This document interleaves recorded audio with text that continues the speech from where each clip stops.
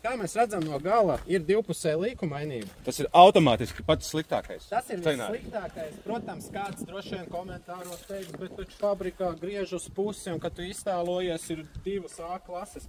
Bet te ir viena lieta, mēs bieži nezinām, kam tas koks aizies. Vai viņš aizies fabrikai, kur griež uz pusi vai kur negriež. Tā kā mēs tā nevaram vērtēt. Bet ko es gribēju pateikt?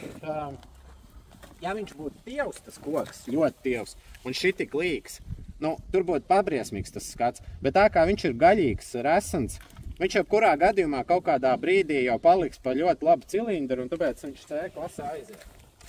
Vizuāli sākotnēji liekas, kad ir nošķelts tas gals, bet tas ir arī, ko mēs pieņēmējam, ļoti mācam.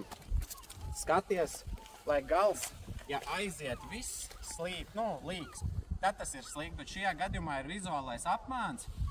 Viena plakne ir taisna, un tikai tā viena puse aiziet vizuāli projām. Ja mēs tur nozāģētu, viņš ideāls koks, šitais ir labs A klases koks.